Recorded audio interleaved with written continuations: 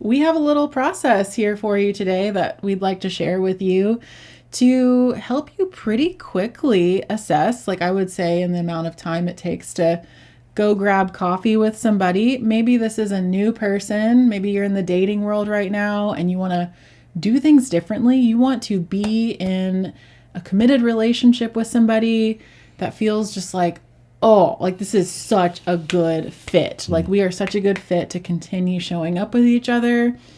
And you want to do it differently than you did before.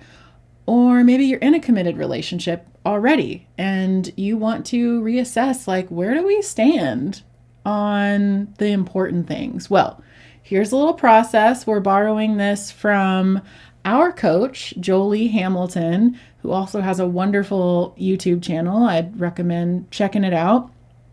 We're going through a coaching program of hers, and she has this whole wonderful process of talking through purpose in relationships. So would you be up to explore purpose? I think we've already together? decided that. Yeah, absolutely. Absolutely. Just want to reaffirm the commitment. Absolutely. Well, it's important that we do continue to reaffirm our commitments in relationships because they are a growing, evolving, living being of their own. And one of the things that Courtney and I talk about a lot and what we really want to communicate out is that hopefully you can see from our 12-year relationship that we are here for relationships that are committed. There is very little value in being in a relationship carousel. That's not where growth happens. And so starting a relationship out with these questions or these kinds of questions is incredibly valuable to, like Courtney's saying, assessing whether or not you're a good fit for each other. Because too many times we all know that we do this, we get complacent, or we just like take what's right in front of us, and we don't have to settle. We don't have to settle. We don't have to sell ourselves short. We deserve to be in really vibrant, thriving relationships, and that is there for you. Yeah, and just a real quick note for those of you who are thinking, like, trying to imagine yourselves getting coffee with somebody and just like kind of jumping right into asking these questions that are really important to you. I know for me in the past, I have doubted, is somebody gonna walk away from me and be like freaked out if I'm asking them questions like, so just curious, like what's important to you about romantic relationships? Like, like what's your idea of a romantic relationship's purpose? If they get freaked out by that, guess what? Might not be a good fit. Probably not a good fit if this is important for you to talk about. So just a little side note, a little affirmation for you as you're putting yourself in our shoes here. And if these kinds of questions aren't important to you, then maybe it's not time to be in a relationship. If you want to be on the relationship carousel and just jump from relationship to relationship, like, who are we to judge? But I think we know well from our personal experience, and there's plenty of lived experience by millions out there that will attest to the fact that in a committed long-term relationship is where we really truly learn about ourselves, who we are. And that's in individual personal relationships and in community relationships. Yeah, and I mean, there's really not like a right or wrong answer for any one person. And if the answer is, like the purpose is to just explore and adventure and kind of hop around and figure myself out, and hey, maybe that's where you're at too, then cool. You've just found out you might be a great fit for each other. Yeah. So that's kind of the idea here. So no judgment. Yeah, so we're going to go through some of these questions. Let's go. And just answer them from the perspective of our own relationship together. So, yeah, like, what is the purpose of an intimate relationship for you? It's changed over time, right? But right now, the purpose for me in an intimate relationship is to know myself as best as I possibly can. And that happens through reflection of someone that I'm in relationship with. And so, like, knowing my shadows, knowing where I really thrive and where I need to improve. Like, for me, so much about life is just becoming the most actualized, empowered version of myself. And in a committed, intentional, intimate relationship is one of the best places for me to explore that. Yeah. About you? Yep, pretty on the money right there for me as well. For me, the purpose of an intimate relationship is, to me, intimacy means like I am revealing myself to you, to this person I'm in an intimate relationship with, in a way that I don't do to with anyone else. And to me, that comes along with an agreement that you're going to like hold me and encourage me and like see my best self like through all the masks that I wear. And that's so exciting and nourishing for me to imagine that in an intimate relationship, to be with someone over such a period of time of revealing myself, my true self over and over again, that person, that you can continue to show up and remind me of that, like who I really am. Every layer of you that peels off, I love more and more what's underneath. For real. Guess that's why we're doing so good. Yeah. Okay, so next question. How do you feel about the notion of soulmates? Yeah.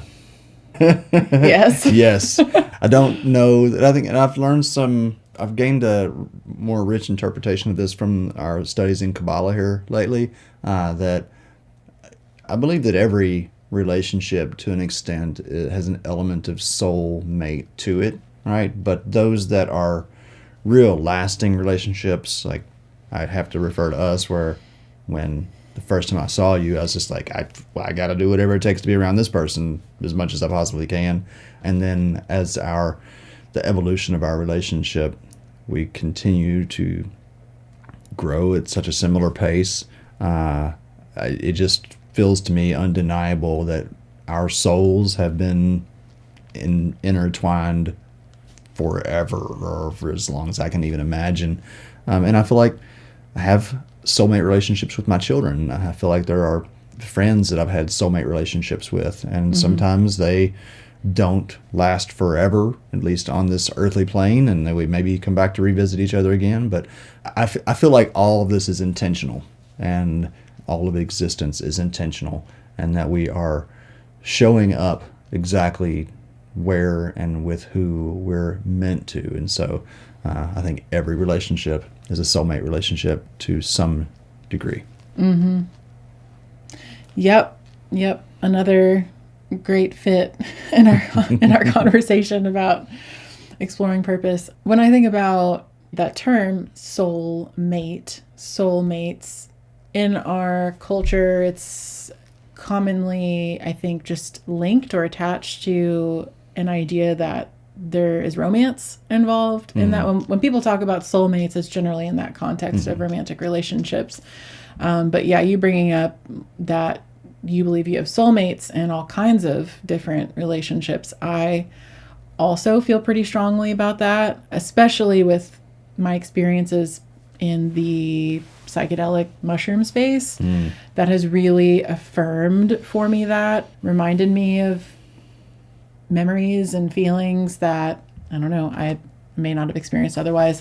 But yeah, I tend to prescribe to an idea that when I die, I will walk into the next room, and I kind of walk side by side with all the other souls in my life currently, kind of along with this like quantum perspective of we're living in all these different dimensions at one time with each other.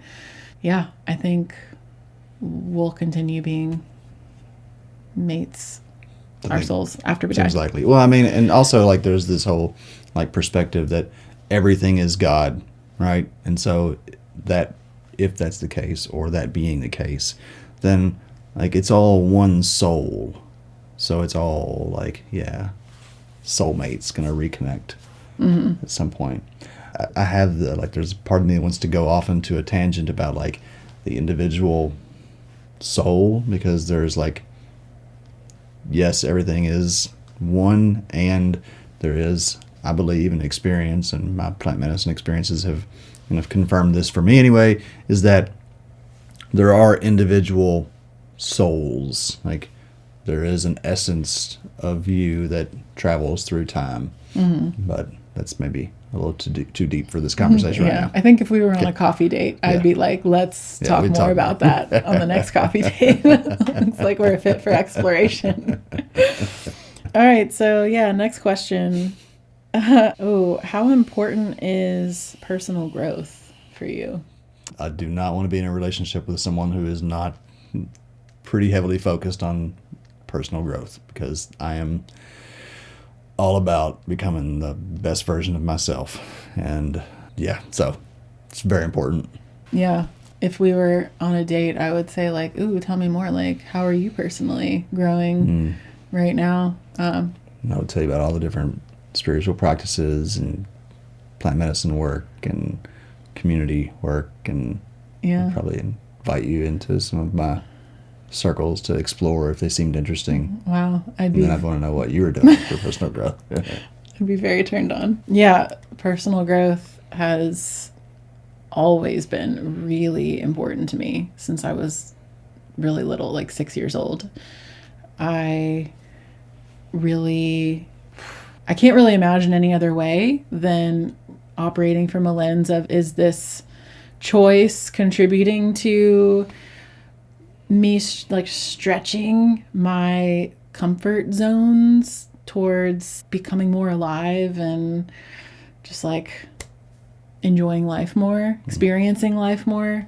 I love to experience life. And from my perspective, that can only happen in a space of leaning into an edge. Yeah. If you're not growing, then it means that you're shrinking, because there's no stagnancy. It's one or the other. And let's grow. Let's keep growing. Let's do it. A little water for your plant of growth. A little fertilizer. I was wondering. Okay. Because I was so hot. Yes. That too. I think you're steaming, actually. All right.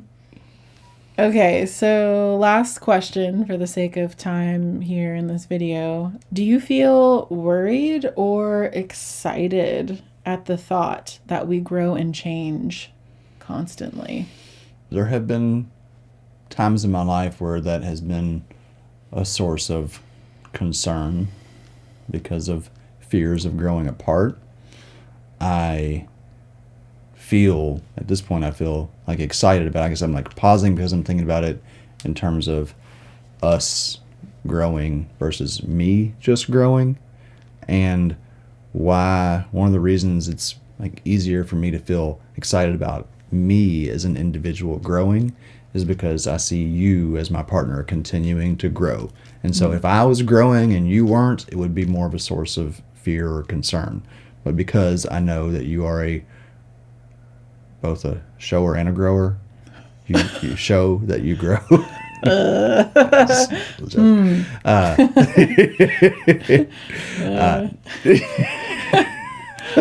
So many questions. Yeah. Well, let's just keep moving. Anyway, because I have seen you growing, then now I get excited. I'm easily excited about our growth and my growth, and I'm encouraged to grow because I see in you. And those times when I maybe am not feeling as inspired, I can see you, and I remind myself, oh, yep, that's right. That's why we're here. We're here to grow.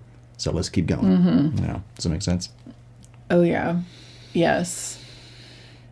Reflecting on this throughout my life, when, like, I've heard people talk about personal growth and relationships as almost like, in a way, as if it's not a choice to grow together or grow apart.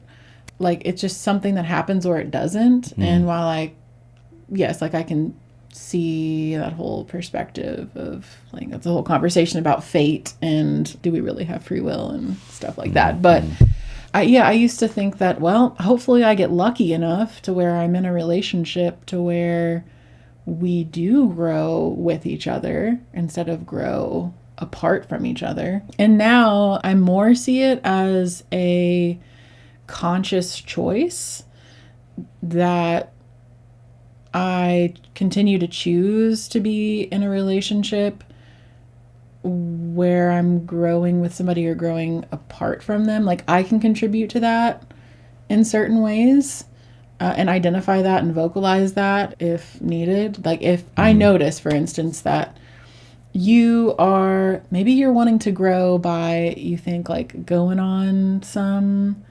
retreats, like in some other country, and you're wanting to do it like multiple times a year, and you want to go alone, and that keeps happening over the course of time. Being who I am, I might feel like I kind of don't like that. Like I want to grow. I want to be having these experiences with you. And yeah, that would be a hard conversation. I think in a relationship, like there's the individual growth, and then there's the need for the relationship to grow together. And I mean, I've certainly seen this in couples that I've worked with over the years, and someone who is really enthusiastic about growing and the other person is not, and they try to bring the other person along and they try to encourage them, and then the other person doesn't go there, and they just inevitably end up growing apart. And I think far too many of us just by default kind of allow things to happen rather than recognize what I'm hearing you say anyway, is that there is an active choice, there is an active process that we can engage in, rather than just being like, oh, well, I don't know, let's just see what happens.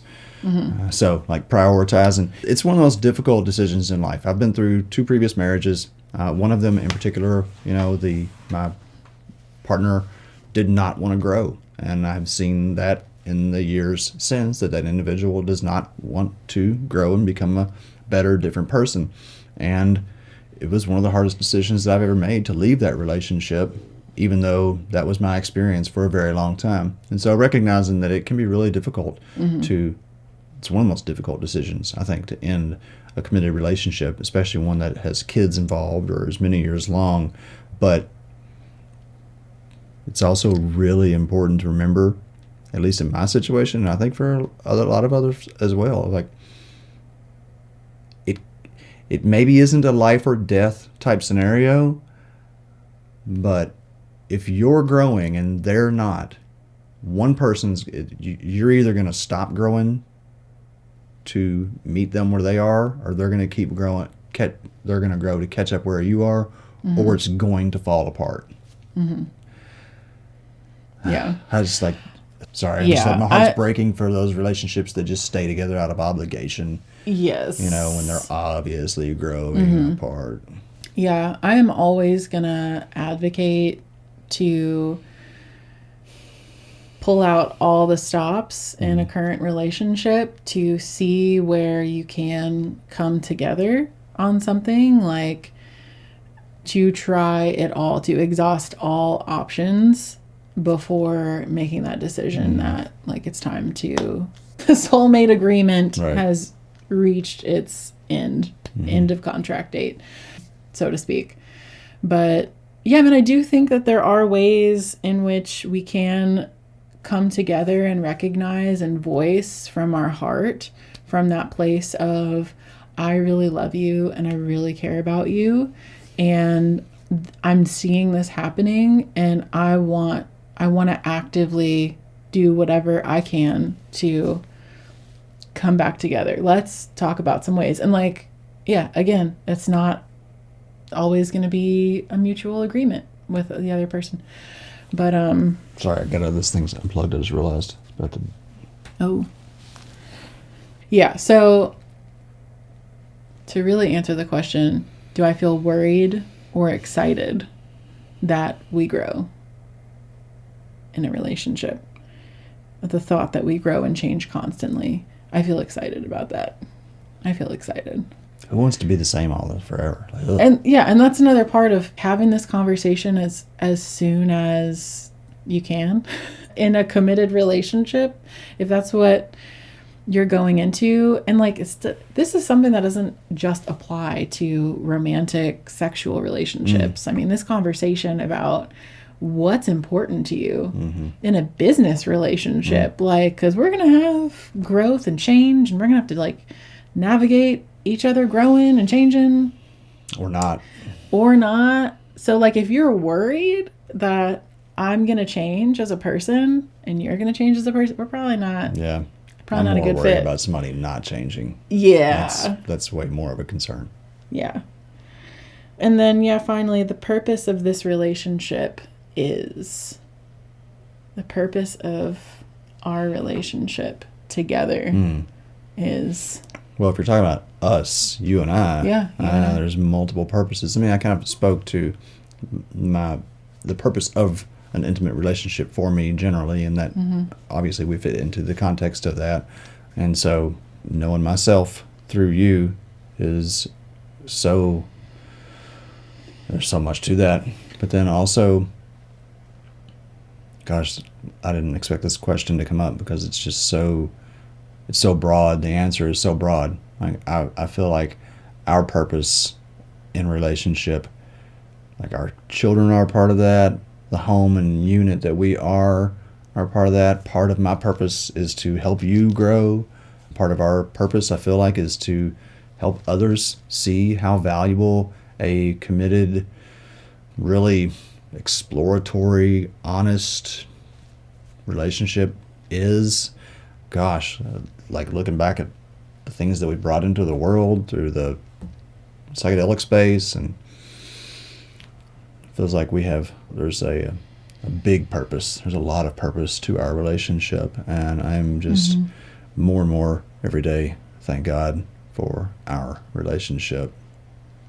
For me, the purpose of our relationship is, it's almost like a mission statement or something, like. Ooh, for our relationship. I feel like we should have wrote this down like before we started just talking about it.